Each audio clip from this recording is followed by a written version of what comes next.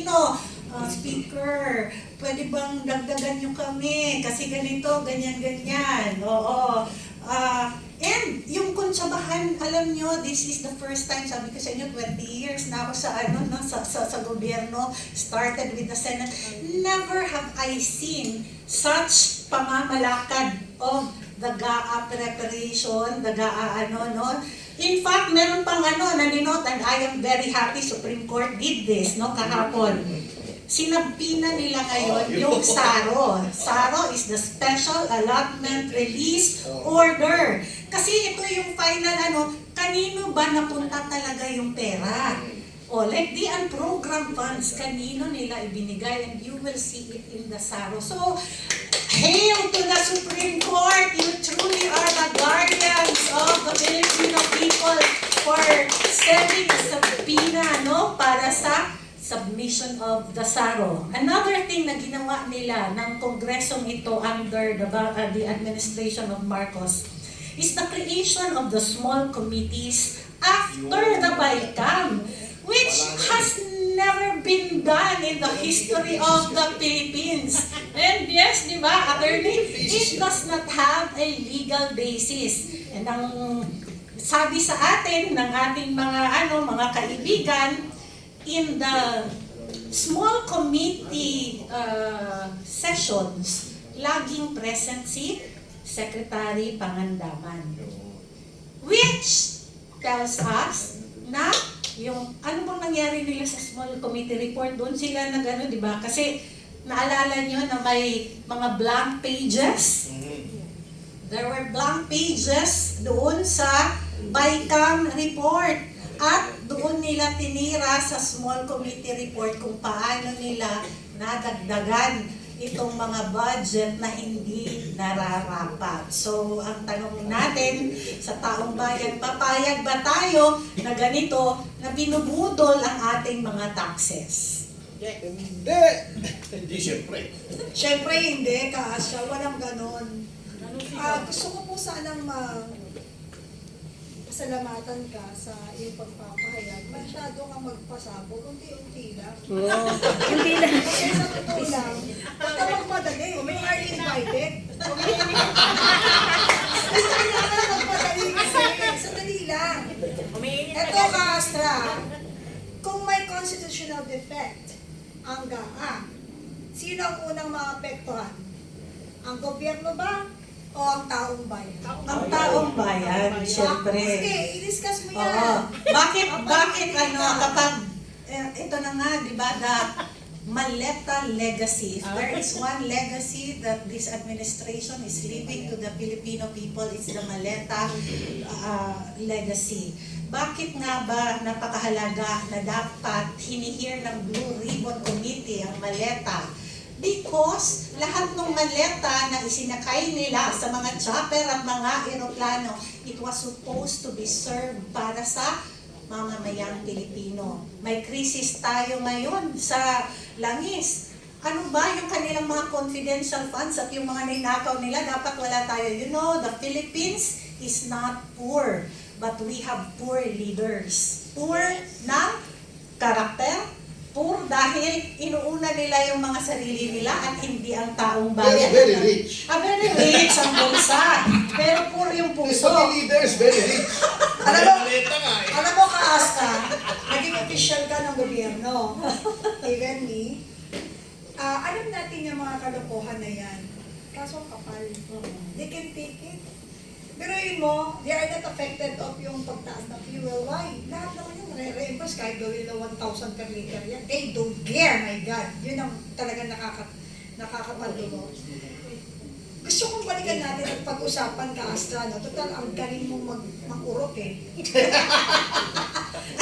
Pag-usapan natin yung nangyari mismo sa oral arguments sa Supreme Court. Doon tayo tumutok na nangyari kahapon. Kasi hindi nire-report ng sasabihin mo, all praises of him, blah, blah, blah, o ganyan. Ano yun? Siyempre, doon tuwa tayo dahil parang positive. Parang positive, but the people of the Philippines needs to know, ano po yun? Ano po yung pinagbubunyi ng Pilipinas? Parang ganyan, pinag-usapan natin, 20 pesos ang bigas, pero wala naman pala. Parang babalik na naman tayo sa usaping pinangako.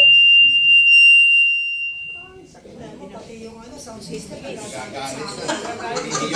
Hindi, ibig sabihin, babalik na naman tayo mga Pilipino sa usaping pinangakuan na kayo, gusto nyo pang matupad, spoiled brat kayo. Diba? So what I'm trying to say is, ilatag mo ng gusto. Anyway, magaling mo magpaliwanag. Hindi ka nga mukhang galing Mindanao eh. Galing mo mag-Tagalog eh. Talagang, we need to... Sub-Saharan. Sub-Saharan Mindanao. We need to be consistent of our topic. Yung oral arguments mismo, ang pag-usapan na naganap kahapon sa Supreme Court. Ano yung pinaka-tumutok na tanong ng mga maestrado that the people of the Philippines, including us, needs to know what is the update, what's the real score of the issue about yesterday's oral Oo nga, arguments. nakakatuwa si Justice Leonen, di ba, nagisa ng todo, si Soljen Berabe. Oo, kasi hindi na niya masagot yung mga katanungan ng ating mga maestrado. Kasi, di ba, yung paano nila ginawa yung mga insertions on the unprogrammed funds. Alam nyo, ang tumutok talaga nung nakita natin, di ba, yung nilatag ni Justice Leonen kung ano yung mga detalye sa pagpasok ng mga budget. I believe the oral arguments yesterday, kinonsolidate nila Attorney Topacio, di ba, yung parang Yung apat na kaso petitions, that's related to the at kasama na nga doon yung finale ni former minority leader and former president ng PDP na si Coco Pimentel about the constitutionality of the 2025 GAA, no? Kasi maalala nyo na sila Senator Bato hindi pumirma at nag-walk out ba dahil dito sa mga na ito, no? Dahil sa GAA na ito. And kahapon ginisa ng ng mga maestrado ang Soljen kasi sila yung defender of the Office of the President and all executive offices of the government para doon sa GAA. And alam nyo, doon talaga ako nakita na napaka-wise ng ating mga maestrado. Bakit nila kailangang malaman yung SARO? Ako doon ako kasi yung SARO, yung talaga yung tunay na saan napunta ang pera, di ba? So, tayo dapat conscious tayo doon kasi maaaring ito yung nakalagay sa budget pero ang nilabas sa SARO iba. Oo, kaya nga si Justice Leonen specifically asked for the submission at isabina ng Supreme Court yung SARO ng administrasyon. Para sa kalaman ng lahat, what is SARO? Statement allotment release order. Tatandaan mo ka, Astra, nang tayo Special allotment release nung order. nilalaban natin yung ating mga budget para tumaas at nakagawa pa tayo ng mas maraming proyekto para sa bayan under yung ating liderato ng ating dating administrasyon. Natatandaan mo, wala na sa usapin yan. Hanggang walang SARO. Yung sinasabi nilang gagawin, wala pa rin yan. Ang isang tanong kagad, may SARO na ba? Kaya kailangan talaga, himasin mo pa yan para ma-aproba at lumabas ang SARO. Eh dito walang SARO, walang papeles, approve. Meron pang insertion. Correct, oo. Kaya nga alam nyo, why am I very appreciative sa leadership ni Tatay Digong? Kasi, di ba, voluminous ang GAA. Nagmamadali ang Kongreso usually na, oy, permahan mo na yan. Si PRRD, hindi mo siya hindi mo si Tatay Digong, hindi mo siya mabrusko na, oy, permahan mo na ngayon kasi magdi-December 31 na. Ganon. Because he is very careful sa pagbasa, kaya nga nagbibito siya ng lahat ng mga hindi dapat i-approve na mga budget. And look, sobrang ganda ng pagpapalakad ni Tatay Digong sa kanyang panahon at hindi tayo nagkaroon ng, hindi natin sinasabing perfect ang kanyang leadership or perfect ang kanyang ang kanyang administrasyon, but he did 90% of the job, no? Na talagang kumbaga kung meron mang mga pagkukulang na hindi niya na achieve, yun nga yung hope niya that this administration ay continuity. Kaya nga sinuportaan natin ito because of the continuity na promise para sa atin. Kaso, ang nangyari, hindi naging continuity, kundi naging maleta legacy. Yeah, tama ka doon. Nasyak ako doon. Pero sa totoo lang, nung panahon po ng dating administrasyon, kapag alam niyang hindi nagde-deliver ng tama at hindi ginagawa, yun kung ano nakasaad sa mandate ng bawat department, tsugi ka. Di ba? Yeah. Tsugi ka. Tsugi ka. Wala kang walang padrino-padrino dyan kasi siya is very parang hands-on. At kita mo sa akin, sa maliit na opisina ko, ahensya kung saan ako nagtrabaho nung una sa National Parks. Kapag meron ka nakitang mali, makikita mo yung difference ng being right and being righteous. Siyempre, sasabihin mo, oh, huwag mo approve yan.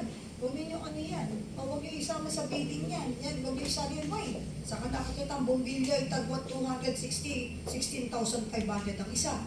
Pero yung iba yun, hindi na binubukal-kal. O, to justify everything and the President will approve it because that is very, very bad. That's corruption.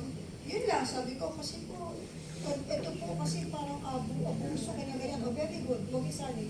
Di tsaka ang tindi noon tayo, nung nagdidepensa tayo ng budget, grabe yung natin, grabe yung aral natin. Hindi pwedeng pumunta ka sa Kongreso at Senado na hindi ka nag-aral doon sa budget. Pero parang ngayon, iba yung nangyari kasi dinadaan na lang sa tawag, di ba? Nag-video call, yung hiningi yung pinaprubahan na namin mga ganyan napakawais ni sabi ko because he recorded everything. And hindi yun nangyayari before. Alam mo why siya? Dahil alam niya na hindi naman lahat ng lihim hindi Mananatiling malihim. Kaya kung sakasakaling sumabog, meron siyang hawak dahil alam niya, pag hindi niya ito hinawakan, siya yung unang sasabog. Anyway, may singit ko lang, insertion na rin naman ito. Ang hilig niyo sa word na ganyan. Anyway, ang natutuwa ako dun sa oral